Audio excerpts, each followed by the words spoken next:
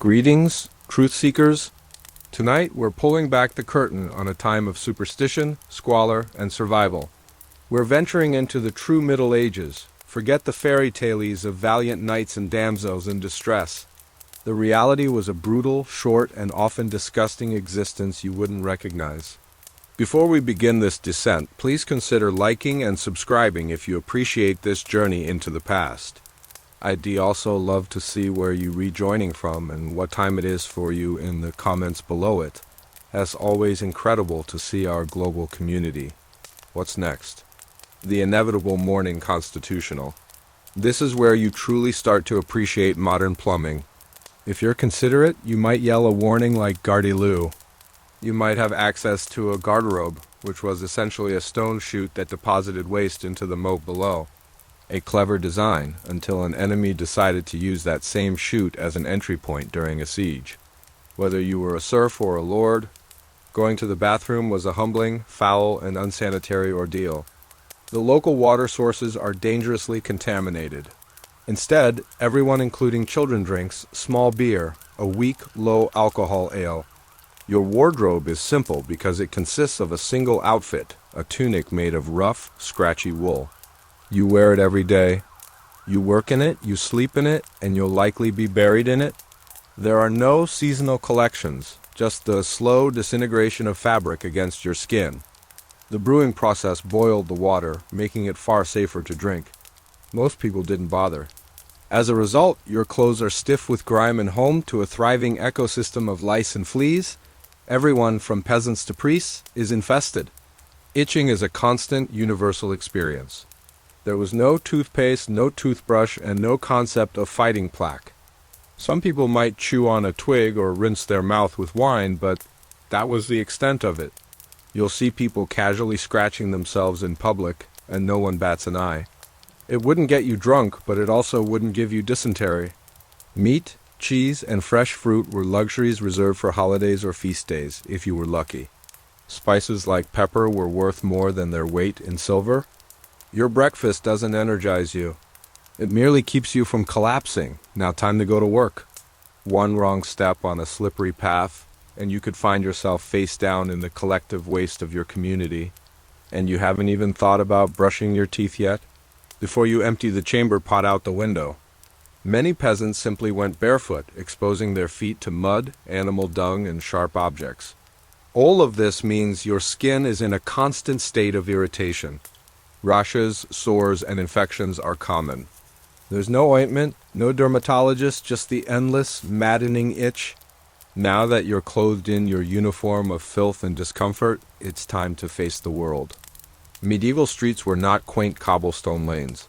They were open sewers, flowing with a vile mixture of human and animal waste, kitchen scraps, and other unidentifiable filth. In the 14th century, sanitation is a public spectacle. As a peasant, your toilet is a bucket in a corner or a rickety outhouse shared with your neighbors. Think again. Your first meal is as grim as everything else. Forget bacon, eggs, or coffee. You'll be lucky to get a bowl of pottage. The smell is a physical force, a stench so profound it could knock a bird out of the sky. Now, lower the lights, let the world outside fade away, and let's travel back in time. Congratulations, it's the year 1325, and you're awake. That's the good news. The bad news is that everything around you wants you to be less alive. Your bed isn't a bed. It's a lumpy sack of straw on the floor, crawling with fleas and smelling faintly of mildew and rodent droppings. It simmered continuously for days in a single pot over the fire, with new ingredients tossed in as old ones were eaten. It was less a meal and more a perpetual science experiment. Alongside it, you get a hunk of dark, coarse bread made from rye or barley. It's dense, hard, and often cut with fillers like sawdust or ground-up beans to make the flour last longer. It's so tough you could use it to hammer a nail. The concept of a pillow is a distant dream, and your only covering is a coarse, heavy wool blanket that has absorbed a year's worth of sweat and grime. Your alarm clock is the local church bell, a deafening clang that signals the start of another day of toil. You live in a single-room, wattle-and-daub hut with a thatched roof that leaks when it rains and sheds dust when it is dry. Your back cracks and your joints ache from malnutrition and hard labor. In this era, you're already past your prime. As you swing your legs off your straw pile, your bare feet touch the cold, damp floor, a mix of dirt and whatever the animals left behind last night. Privacy, that word doesn't exist. Your family is waking up inches away from you. There are no doors to close, no personal space, just the grim, communal reality of poverty. Welcome to your morning, and believe it or not, this is the easy part. The floor is packed earth. Your roommates include your entire family, parents, siblings, and maybe a stray goat seeking warmth, all sharing this cramped, windowless space. The air is a rich tapestry of odors, stale ale, unwashed bodies, livestock, and the ever-present scent of wood smoke and damp earth. You're 22 years old, but your body feels ancient. So, you've dragged yourself from your pest-infested sleeping arrangements. After you've done your business, where does it go? Into the street. If you lived in a castle, things were slightly more sophisticated. You've survived the morning ritual. Time for a hearty breakfast to fuel you for the day, right? Pottage is the medieval staple, a thick, porridge-like stew made from oats, barley, and whatever vegetables could be scavenged, mostly turnips, onions, and cabbage, to wash it down, not water. Now that you've choked down your meager breakfast, it's time to get dressed. Washing this garment is a major undertaking. It requires hauling water, heating it over a fire, and scrubbing with harsh lye made from ash. Shoes, if you have them, are simple leather turn shoes with no support, offering little protection from the muddy, rock-strewn ground. Time to greet the day with a smile. Except you probably wouldn't. Oral hygiene in the Middle Ages was virtually non-existent. By the time you reach adulthood, your mouth is a disaster zone. Your teeth are likely stained, cracked, and riddled with cavities. This was the same person who gave you a haircut, and they would extract your rotten tooth with a pair of rusty pliers and no anesthesia. For over 90% of the population, that means back-breaking agricultural labor. The work is relentless. You plow fields, sow seeds, pull weeds by hand, and build fences until your muscles scream and your spine feels permanently bent. There are no sick days or vacation time. If you don't work, your family doesn't eat.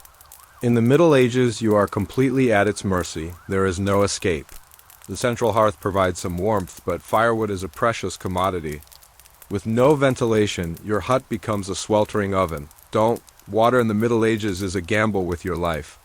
The brewing process involved boiling the water, which killed most of the dangerous bacteria. It was a weak, small beer, with very little alcohol, making it more of a hydration source than an intoxicant. You pray, you clearly have too much blood.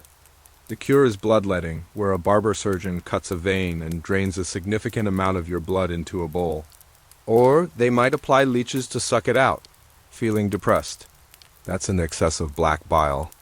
The prescription might involve laxatives or induced vomiting to purge the body. Medical care in the Middle Ages is a terrifying combination of superstition, religion, and misguided science. There was no anesthesia, aside from a shot of strong alcohol or a blow to the head.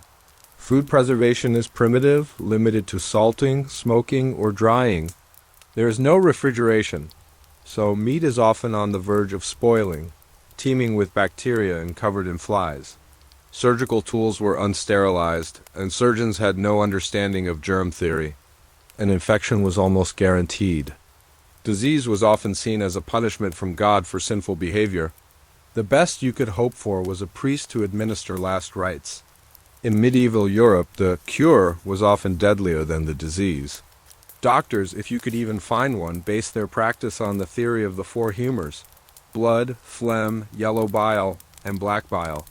Illness was believed to be caused by an imbalance of these bodily fluids. Wine was also an option for the wealthy. The local river or stream is a dumping ground for human waste, animal carcasses, and runoff from tanneries. It's teeming with invisible pathogens that cause diseases like cholera, typhoid, and dysentery. Drinking from it is essentially playing Russian roulette. You sweat profusely in your heavy wool tunic, which you can't take off due to social customs. In times of famine, bakers would stretch their flour by adding sawdust, tree bark, or even clay. Rye bread could be contaminated with ergot, a fungus that causes hallucinations, gangrene, and horrific convulsions, a phenomenon known as St. Anthony's fire. The heat and stench attract swarms of flies and mosquitoes. Your best chance for protein might be poaching a rabbit from the Lord's forest, but getting caught could result in mutilation or execution. Food isn't just about sustenance. It's a constant source of risk. Every bite is a gamble. Working under the blazing sun without sunscreen or a proper hat leads to heat stroke and severe sunburns. Whether you are freezing or roasting, you are always uncomfortable. The weather isn't a conversation starter, it's an adversary. Often the forests belong to the Lord, and poaching wood could cost you a hand or even your life. You spend months huddled in damp, smoky misery, your body perpetually cold. Frostbite is a common affliction. You are a serf, tied to the land owned by a feudal lord you rarely see. They work alongside men in the fields and are also responsible for all domestic chores: cooking, cleaning, weaving cloth, raising children, and tending to the livestock. Children begin working as young as 5 or 6, performing simple tasks that become progressively harder as they grow. There is no school, only the endless cycle of labor. For those in towns, life as a craftsman, a blacksmith, or a tanner is just as grueling, filled with fire, toxic chemicals, and long hours in a dark workshop. The church also frowned upon public bathhouses, which had gained a reputation for promiscuity. Personal hygiene was limited to a quick wash of the hands and face. The result was a society that was, by modern standards, incredibly filthy. Your best bet for staying healthy was to stay thirsty or stick to the ale. Your job isn't a career. It's a slow, agonizing test of endurance. Your workday begins at sunrise and ends at sunset, 6 days a week. Your only day off is Sunday, which you spend in church, praying for a mercifully quick end. If the wound became infected, which it often did, it could lead to sepsis and death. A simple cavity today could be a death sentence in the 14th century. Consequently, bad breath or halitosis was universal. Social interactions were a fragrant affair. Your value wasn't in your charming smile, but in how many acres of land you worked. Gum disease is rampant. The wealthy, who could afford sugar, often had worse teeth than the poor. A toothache wasn't just an inconvenience. It was a life-threatening event. With no effective painkillers, the agony could be unbearable. The solution? A visit to the barber surgeon. With your belly full of gruel and your teeth throbbing, it's time for work. Your tools are primitive: a heavy wooden plow, a scythe, and a hoe. Women have it even harder. Now that you're toiling in the fields, let's talk about the weather. Winter is a period of intense suffering. Your hut has no insulation, and the wind whistles through cracks in the walls. Summer offers no relief. Feeling parched? Thinking of a cool, refreshing drink of water? This is why beer was the beverage of choice for everyone. Bathing was a rare event. In fact, many people believe that submerging the body in water opened the pores to disease and was therefore unhealthy. What happens if you get sick or injured? Have a fever? Surgery was a nightmare. At the end of a long day of misery, it's time for dinner. But be warned, your meal might be your last. Bread, the staple of your diet, could also be dangerous. Vegetables are limited to what's in season, which for much of the year means turnips and cabbage, boiled into a tasteless mush. As evening falls, you might think you can finally rest. But there's no escaping the all-powerful influence of the church. Religion in medieval Europe isn't a choice. It's the entire framework of existence. Priests paint vivid, terrifying pictures of hell, a place of fire and torment reserved for sinners. And sin is everywhere. Thinking an impure thought, eating meat on a Friday, or skipping Mass could jeopardize your immortal soul. You are required to give a tithe, a tenth of your annual produce, to the church. It's not a donation, it's a mandatory tax. The church dictates the calendar, the laws, and the rhythm of your daily life through the constant ringing of bells calling you to prayer. Law and order were arbitrary and brutal. Justice was less about fairness and more about retribution. If you stole a loaf of bread, your hand might be cut off. The average life expectancy in the Middle Ages is around 35 years. And then there are the recurring waves of plague, like the Black Death, which can kill a third of the population in a few short years. This number is skewed by incredibly high rates of infant mortality. Almost half of all children die before the age of 5. If you make it to adulthood, you are already worn down by labor and poor nutrition. Life was a narrow, circumscribed experience, often lived entirely within a few miles of your birthplace.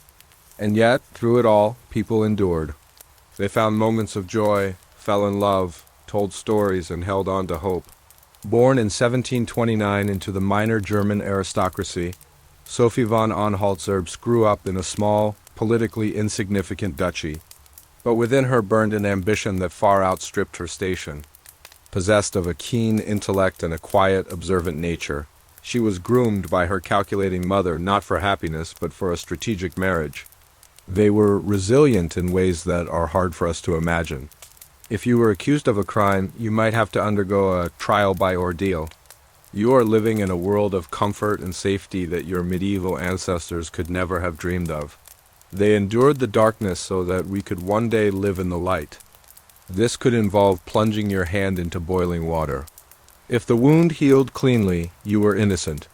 While others might have faltered, Catherine devoted herself to her new homeland, mastering the language and embracing its culture with a fervor that shamed the heir himself. She was no longer a pawn in her mother's game. She was learning the rules of a much larger one, positioning herself to one day not just play, but to win. Another method was being thrown into a river. If you sank, you were innocent. A German princess, it was thought, would be docile and grateful. At just 14, Sophie was summoned to the vast, opulent, and treacherous Russian court. Arriving in the frozen expanse of St. Petersburg in 1744, she understood that survival depended on transformation. If you floated, you were guilty and would be executed. Heresy is punishable by torture and public execution, often by being burned at the stake. Peter was immature, cruel, and obsessed with his Prussian heritage. Openly despising the Russian customs Catherine worked so hard to adopt. He preferred playing with toy soldiers to his duties as heir and left his brilliant young wife feeling isolated and neglected. Their marriage remained unconsummated for years, a political liability in a dynasty desperate for an heir. Violence was also a part of daily life. Street brawls were common, and domestic abuse was sanctioned by law. Feudal lords were constantly waging petty wars against one another, and you could be conscripted to fight and die for a cause you didn't understand. Life was cheap, and death was always just around the corner. You face all the same filth, hunger, and disease, but with an added layer of oppression and powerlessness. The Bible is written in Latin, a language you cannot read, so your understanding of God's will is entirely filtered through the local priest. You live in a state of perpetual spiritual anxiety, praying that your life of suffering on earth will earn you a place in heaven. Your body is wrapped in a shroud and buried in a shallow, unmarked grave in the churchyard. You've endured filth, hunger, pain, and the constant threat of violence and disease. Still dreaming of castles and chivalry? The romanticized image of this era is a fantasy. The reality for the vast majority of people was a relentless struggle for survival in a world that was cruel, unfair, and unforgiving. There is no eulogy, no grand memorial, just a quick prayer before life moves on without you. You don't retire in the Middle Ages, you simply cease to exist. Life is governed by a deep-seated fear of God's wrath and eternal damnation. Questioning the Church's authority is the most dangerous thing you can do. Girls are often married off as young as 12, not for love, but to form alliances or secure land. With no medical understanding of hygiene or obstetrics, the risk of death from infection, hemorrhage, or complications is astronomically high. Many women do not survive their childbearing years. On top of this, women are expected to perform endless domestic labor cooking, cleaning, weaving in addition to working in the fields. If a woman was outspoken, unmarried, or possessed knowledge of herbal remedies, she could easily be accused of witchcraft, a charge that led to brutal persecution and execution. In the Middle Ages, to be a woman was to endure. Once married, a woman is legally the property of her husband, who has the right to beat her for disobedience. Her primary duty is to produce a male heir. If you think life as a medieval peasant is hard, imagine experiencing it as a woman. A woman's life is predetermined from birth. She will marry, bear children, and serve her husband. Childbirth is incredibly dangerous. The Middle Ages were a time of shocking and pervasive violence. Public executions were a form of popular entertainment. Entire towns would gather to watch hangings, beheadings, and burnings. After a life of toil and misery, the end comes early. Death can come from anywhere. A minor cut can lead to a fatal infection. Childbirth is a death sentence for many women. Famine can wipe out entire villages. When you die, your funeral is a simple affair. So how was your day in the Middle Ages? There was no social mobility. If you were born a peasant, you died a peasant. So, the next time you turn on a light switch, drink a glass of clean water, or take a hot shower, take a moment to be grateful. Long before she was hailed as the Great, the formidable Empress of Russia, she was a girl named Sophie. That opportunity arose from the north.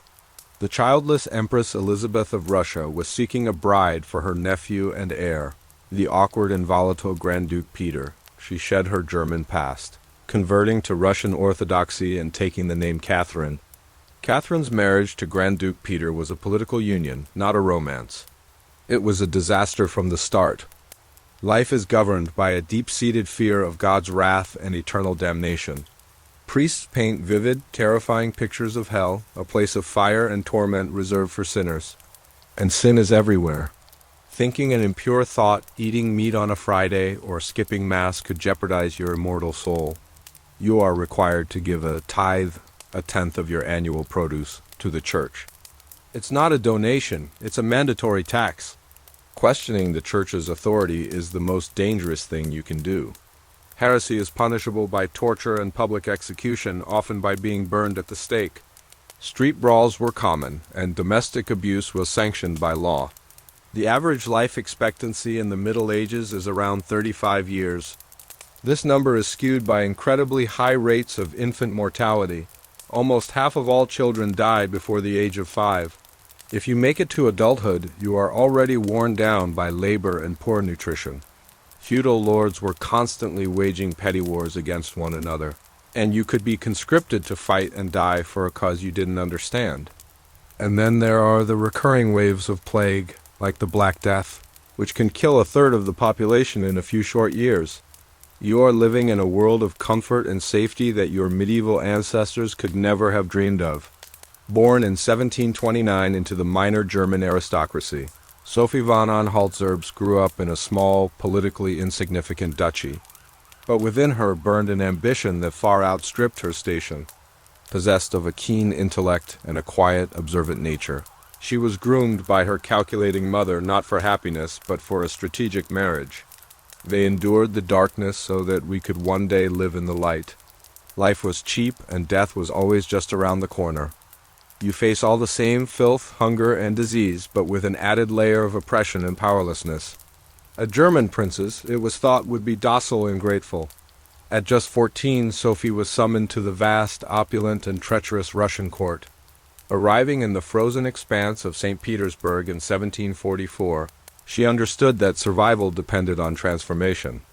The Bible is written in Latin, a language you cannot read, so your understanding of God's will is entirely filtered through the local priest. While others might have faltered, Catherine devoted herself to her new homeland, mastering the language and embracing its culture with a fervor that shamed the heir himself. She was no longer a pawn in her mother's game. She was learning the rules of a much larger one, positioning herself to one day not just play, but to win.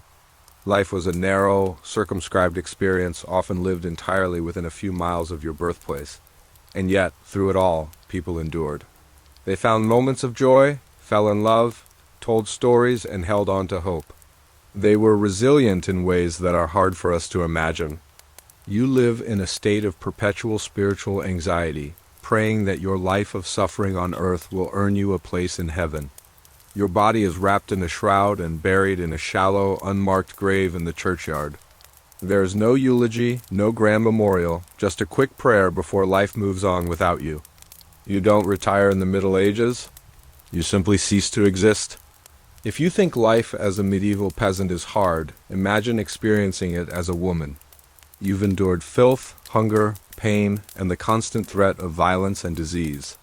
Still dreaming of castles and chivalry?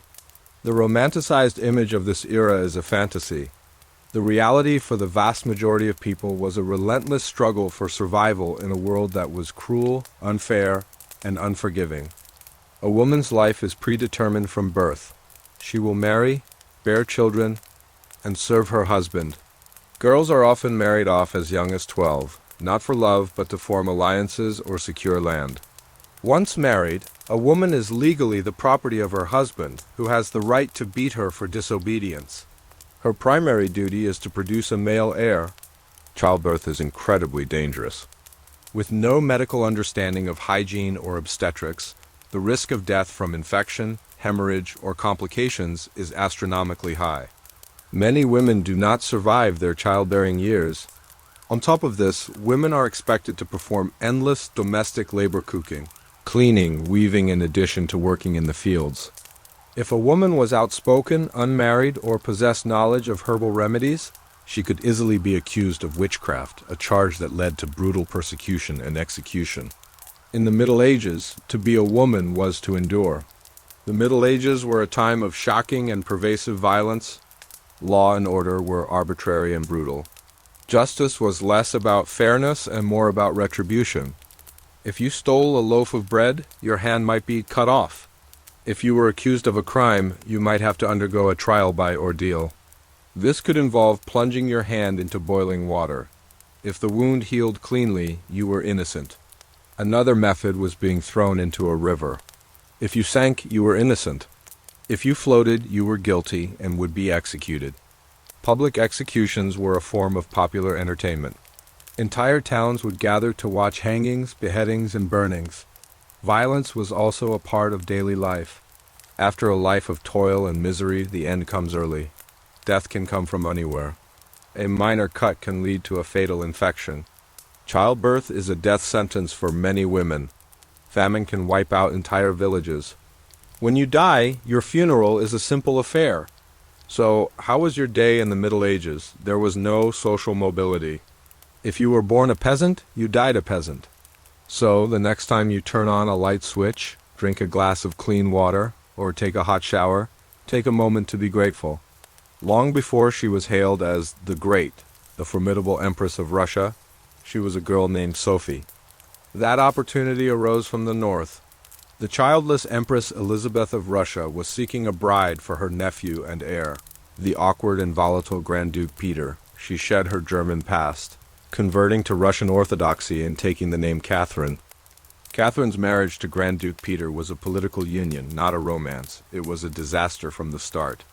Peter was immature, cruel, and obsessed with his Prussian heritage.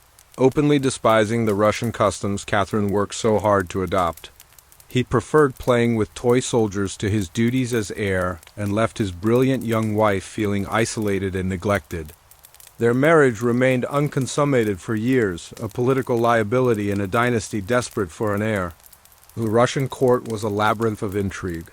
With Empress Elizabeth's health failing, factions schemed in the shadows, positioning themselves for the inevitable power shift. Catherine was under constant surveillance.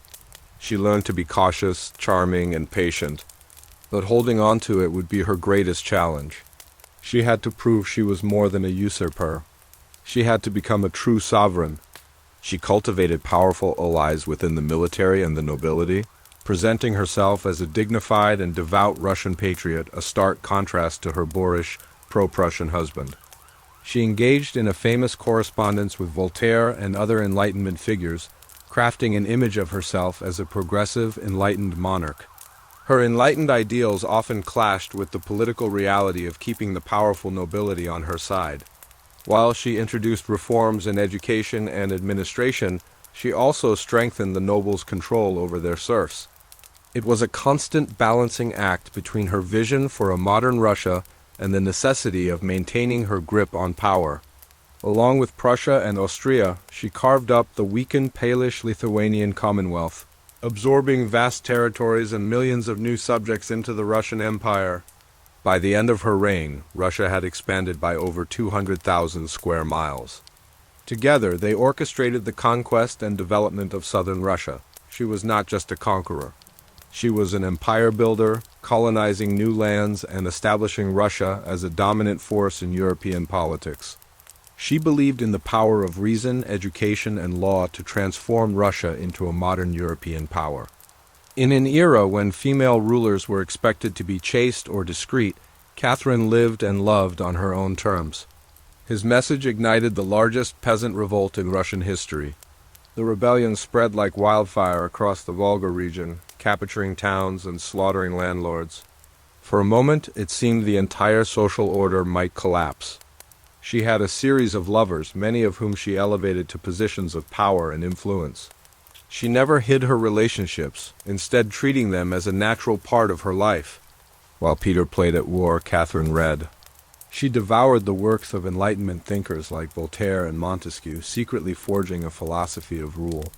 Catherine herself wrote the Nakaz, or Instruction, a document filled with Enlightenment ideals about equality, justice, and the abolition of torture. But Catherine was unfazed. She used her relationships strategically, surrounding herself with men who were loyal and capable. In 1773, a Cossack named Yemelyan Pugachev declared that he was the miraculously surviving Peter III, returned to reclaim his throne from the German usurper. To the millions of oppressed serfs and ethnic minorities, this claim offered a powerful symbol of hope. Her love life was not a weakness. It was an extension of her power, a refusal to be constrained by the conventions of her time. It was a radical statement for an absolute monarch. Under her rule, Russia engaged in a series of successful wars that dramatically redrew the map of Eastern Europe. In two major wars, Russian armies won decisive victories, securing the northern coast of the Black Sea and, most importantly, annexing the Crimean Peninsula. This gave Russia access to warm water ports, a strategic goal of Russian rulers for centuries. She envisioned a modernized, powerful Russia, guided by reason and law. But she was trapped, a consort to a man she knew was unfit to rule. She understood that the throne would not simply be passed to her. It would have to be taken. In 1762, Empress Elizabeth died, and Peter ascended to the throne as Tsar Peter III. His reign was a catastrophe. In just 6 months, he managed to alienate the three pillars of Russian power: the military, the nobility, and the Orthodox Church. With Peter away from the capital, she acted with stunning speed and precision. Supported by her lover, Gregory Orlov, and his brothers in the Imperial Guard, she executed a bloodless coup. Riding into St. Petersburg in a military uniform, she was proclaimed empress by the adoring guards and the clergy. Peter, abandoned and friendless, was forced to abdicate. Days later, he was killed under mysterious circumstances. He made peace with Russia's enemy, Prussia, insulted the elite Imperial Guard, and confiscated church lands. He spoke openly of divorcing Catherine and marrying his mistress. The Russian establishment was horrified. This was the moment Catherine had been preparing for. Catherine was now the absolute ruler of Russia. A German princess with no legitimate claim to the throne had seized power through sheer will and political acumen. Once in power, Catherine sought to rule not just as an empress, but as a philosopher on the throne. One of her most ambitious projects was the Legislative Commission of 1767, an assembly convened to create a new modern legal code for Russia. However, Catherine was also a pragmatist. She understood that Russia was a vast, feudal empire built on the institution of serfdom. Catherine's ambition was not limited to domestic reform. She was determined to expand Russia's borders and project its power onto the world stage. Her primary target was the Ottoman Empire. To the west, Catherine participated in the partitions of Poland. Catherine's private life was as bold and unconventional as her political career. Her most significant relationship was with Gregory Potemkin, a brilliant and charismatic statesman who became her partner in politics, and some believe her secret husband. Her unapologetic sexuality made her a target for scandal and vicious rumors across Europe, the most infamous being a baseless story about her death involving a horse.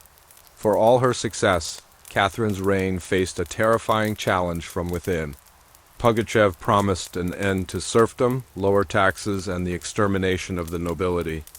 Catherine, though shaken, responded with ruthless force. She sent the full might of the professional army to crush the rebellion. Pugachev was captured, brought to Moscow in an iron cage, and publicly executed. The experience had a profound impact on Catherine. She championed the use of smallpox inoculation, a brave and forward-thinking move that saved countless lives. The gap between the westernized, French-speaking nobility and the impoverished peasantry grew wider. She was a reformer who feared revolution, an intellectual who ruled with an iron fist. When they carefully lifted the heavy lid, a stunning sight met their eyes. The entire interior was coated in a brilliant, fiery red pigment. Nestled within this crimson dust lay the skeleton of a woman adorned with a treasure trove of jade, pearls, and shell. The Maya believed that death was not an end, but a journey into the underworld, known as Xibalba. The red powder was meant to preserve the body's spiritual energy and aid the soul in its passage, ultimately preparing it for deification. Around her neck and wrists were exquisite necklaces and bracelets made of jade, the most precious material in the Maya world. This was not a portrait, but a new, divine face for the underworld, intended to help her soul transition into a godlike state. Other offerings included a diadem of jade discs, pearl earrings, and obsidian blades. These were not just decorations but ritual objects, symbols of her high status and spiritual authority. The lack of an inscription was puzzling, but the richness of the offerings spoke volumes. While kings were the primary rulers, royal women wielded significant influence. They were not just consorts. They were queen regents, political advisors, and crucial figures in dynastic succession. The legitimacy of a king often depended on his connection to a powerful royal bloodline, a line carried by women. This woman was royalty, prepared for an eternal journey with all the sacred regalia her status demanded. Jade represented life, fertility, and eternity, its green color mirroring that of the sacred maize plant. The leading theory points to Sakbu Ajah, the wife of Paikal the Great. The evidence is compelling. Her tomb is located right beside Paikal's grand mausoleum, suggesting a close relationship. The unique and lavish use of cinnabar in both burials creates a powerful link between them. As the mother of two of Palenque's subsequent kings, Sakbu Ajah was a pivotal figure in the city's dynasty. Her face was covered by a delicate mask of jade mosaic, and a magnificent diadem rested on her skull. When she died in 1796, she left a powerful, if deeply divided, empire to her son, Paul. No carved glyphs identified her. Who was this powerful woman? Why was she buried in such a spectacular fashion? DNA analysis of the Red Queen's remains revealed she was not maternally related to Paikal, which would rule out her being his mother, but does not exclude her being his wife. Could she have been another powerful royal woman whose story has been lost to time? The silence of her tomb is both frustrating and fascinating. It forces us to piece together her identity from the clues she left behind: the red dust, the green jade, and her silent, powerful presence. Further tests showed she had a diet rich in meat, unlike most of Palenque's populace, and suffered from osteoporosis. She died in her 60s, around the year 672 AD. Everything her bones. The offerings, the sarcophagus itself, was drenched in powdered cinnabar, a bright red mercury sulfide. To the Maya, this was a substance of immense spiritual power. Red was the color of the rising sun, of blood and sacrifice, and of rebirth. It symbolized the sacred life force that connected the earthly realm to the divine. The archaeologists named her the Red Queen, a title that captures the grandeur and mystery of her existence. Her tomb opened a window into the lost world of Maya royalty, power, and ritual. Its use was reserved for the most elite members of society. Significantly, the only other tomb at Palenque found with a similar thick coating of cinnabar was that of Paikal the Great. This powerful connection immediately suggested that the Red Queen was a figure of equal importance, perhaps his wife, his mother, or a queen in her own right. The title, the Great, was bestowed upon her by later generations, not because she was a saint, but because she ruled with an ambition, intelligence, and audacity that forever changed the course of Russian history. Her flirtation with liberating the serfs was over. In 1994, amid the towering limestone pyramids, one of those secrets was finally revealed. An archaeological team, led by Fanny Lopez Jimenez, was working at Temple 13, a structure overshadowed by the tomb of the legendary King Paikal the Great. They discovered a hidden passage leading to a sealed chamber, untouched for over a millennium. Fearing further unrest, she solidified her alliance with the nobility, granting them even more power over their serfs in exchange for order and stability. The enlightened philosopher had been reminded that she was, first and foremost, an autocrat. Catherine reigned for 34 years, leaving behind an empire that was larger, stronger, and more powerful than she had found it. Her legacy is one of stunning achievements and deep contradictions. She expanded the Russian Empire to an unprecedented size, secured its southern borders, and made it a force to be reckoned with in European affairs. She was a great patron of the arts and sciences, founding the Hermitage Museum and promoting education and literature. Yet, for all her enlightened rhetoric, the institution of serfdom became more entrenched under her rule. In the dense jungles of southern Mexico, the ancient Maya city of Palenque holds its secrets close. Inside, they found a monolithic stone sarcophagus. The air was still and thick with the scent of ancient earth. It was one of the richest female burials ever discovered in the Maya world, yet there was no name. The most striking feature of the Red Queen's tomb was the color. To be covered in cinnabar was not just an honor, it was a ritual of transformation. Cinnabar is also highly toxic, a fact the Maya likely understood as a sign of its potency. The objects interred with the Red Queen were not just symbols of wealth, they were tools for her journey into the afterlife. Covering her face was a hauntingly beautiful mask, meticulously crafted from hundreds of tiny pieces of green jade, with eyes of obsidian and shell. For decades, the central question has been, who was the Red Queen? However, science has only deepened the mystery. While the evidence strongly suggests it was Sakbu Ajah, the lack of a definitive inscription leaves room for doubt. The Red Queen's burial challenges the outdated notion that Maya society was exclusively dominated by men. Inscriptions and art from across the Maya world depict royal women performing important religious ceremonies, engaging in diplomacy, and even participating in scenes of war. Palenque itself was ruled by two queens before Pakel the Great came to power, including his own mother, Satkekak, who governed as regent. Temple XIII, though smaller than Pakel's Temple of the Inscriptions, was deliberately designed as a sacred space for her transformation. The tomb lies at the very heart of the pyramid, a symbolic womb within a man-made mountain. This placement connected her directly to the cosmic forces the temple was meant to channel. This context makes the Red Queen's lavish burial less surprising. Their tombs stand side by side, two monumental tributes to a royal partnership. If Pakel was the sun, a symbol of divine masculine power, the Red Queen may have been the moon, his counterpart in a cosmic dance of life, death, and rebirth. She was part of a tradition of influential women who were central to the political and spiritual life of their cities. By entombing them next to each other, the people of Palenque ensured that this divine partnership would continue for eternity. Their silent dialogue across the centuries tells a story of love, power, and shared destiny. A wooden bus she was riding home from school was struck by a streetcar. The collision was catastrophic. A steel handrail pierced her body, entering through her abdomen and exiting her pelvis. The list of her injuries was a testament to her survival. A broken spinal column, a shattered leg, a crushed foot, and multiple broken ribs. She was 18 years old. The Casa Azul, as it was known, would become the canvas of her life, a place of pain, passion, and creativity. Confined to her bed for months, encased in plaster corsets, her dream of becoming a doctor died. But in its place, something else was born. This was not an act of vanity, but of radical self-exploration. The crash had destroyed her physically, but it had also cracked open a profound inner world.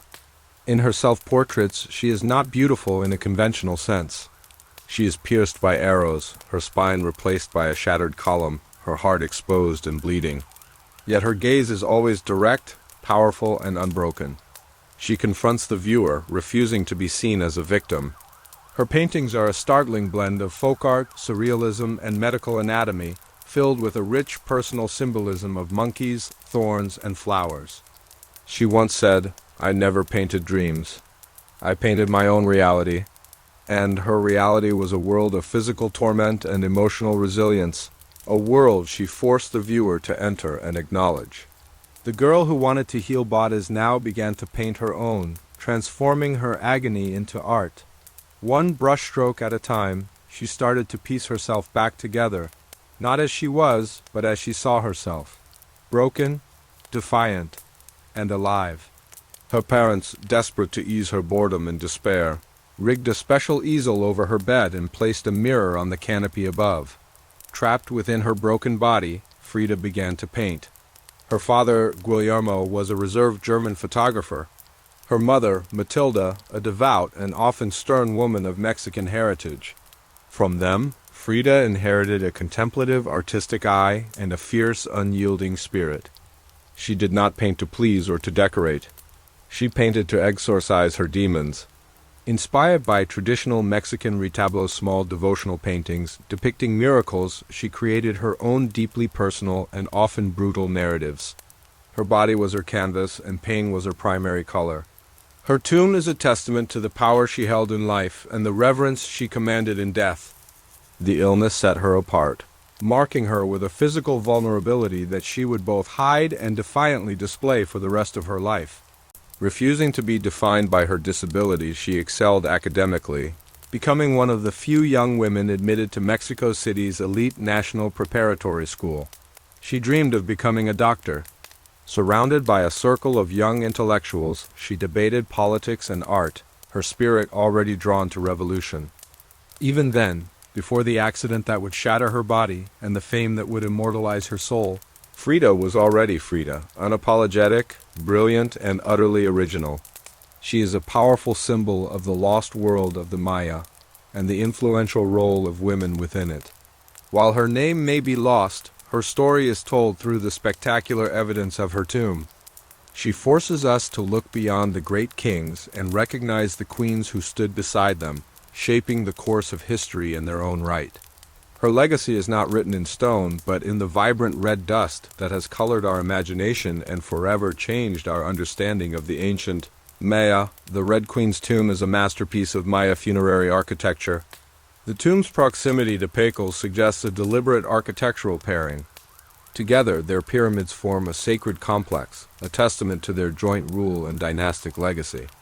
The Red Queen's burial was meticulously planned to equip her for this ordeal. The cinnabar was a magical shield, the jade a source of life force. The mask gave her a new, divine identity, and the offerings were provisions for the journey. In Maya cosmology, temples were portals between the earthly world and the supernatural realms. Her death was not an end, but a transition of power from the human realm to the divine. To be buried within one was to ensure the soul's successful journey and eventual rebirth as a divine ancestor. The Red Queen's tomb was not just a final resting place. It was a launchpad to eternity.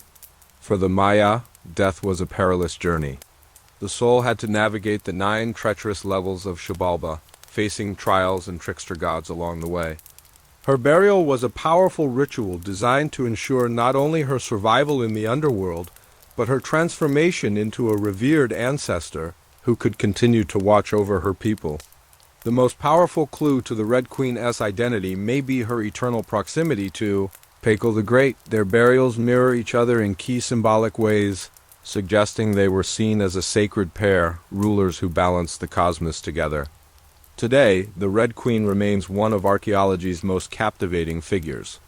On July 6, 1907, in a vibrant blue house in Cayocan, Mexico, Frida Kahlo was born into a world of color and contradiction.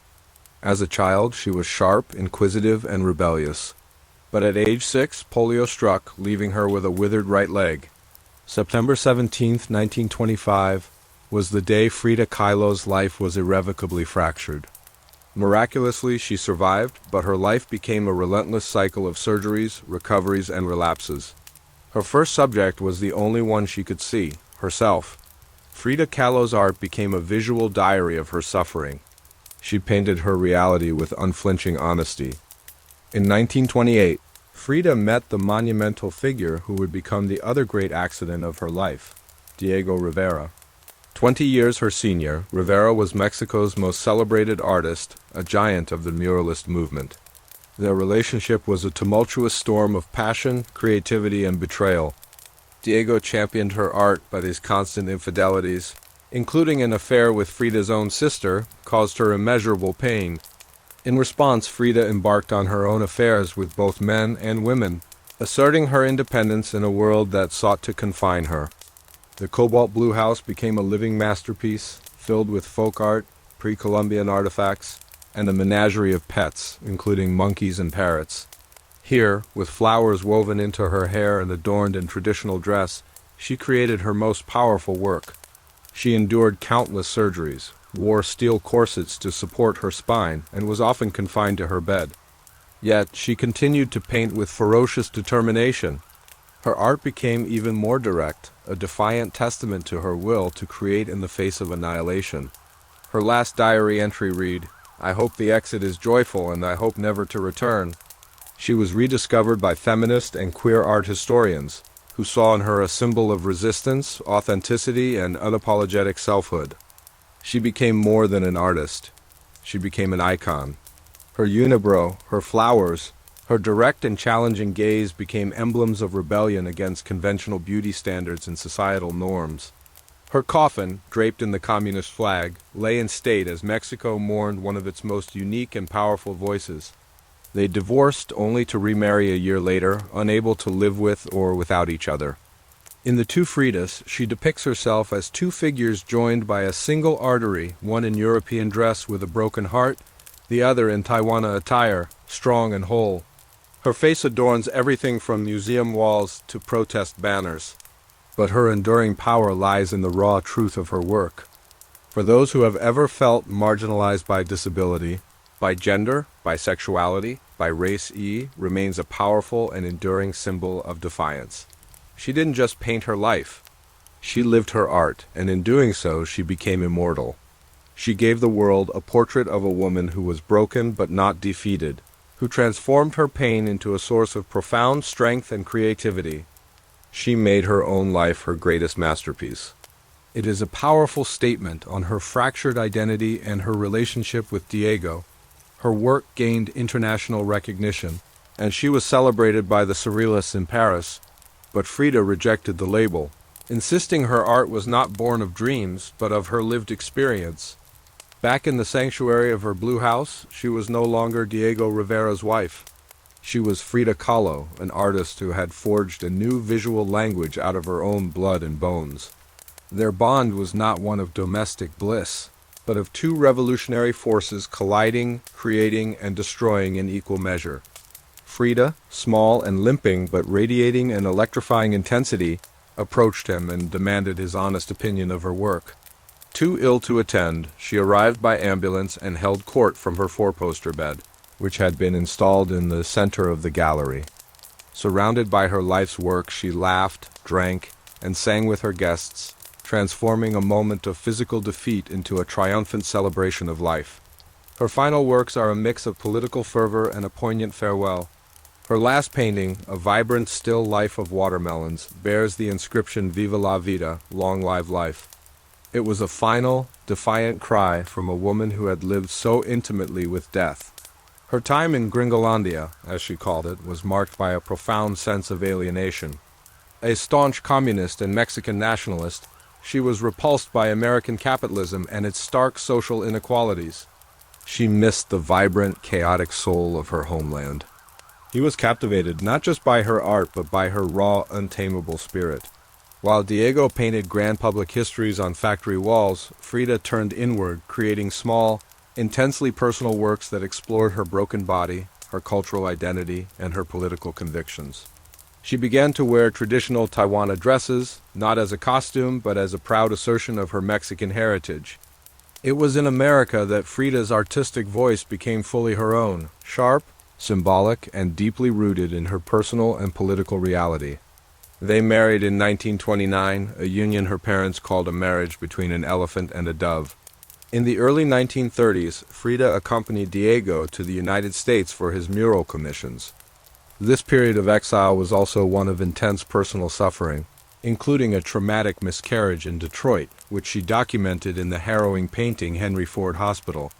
Returning to Mexico, Frida fully inhabited the world she had created at the Casa Azul. Her art deepened, exploring themes of identity, duality, and heritage. The last decade of Frida's life was a battle against her disintegrating body. In 1953, she was given her first solo exhibition in Mexico. Frida Kahlo died on July 13, 1954. At the age of 47, in the decades following her death, Frida's legacy grew into a global phenomenon. Today, Frida Kahlo is a global cultural icon. Frida's legacy is a celebration of imperfection, a testament to the revolutionary act of embracing one's own reality.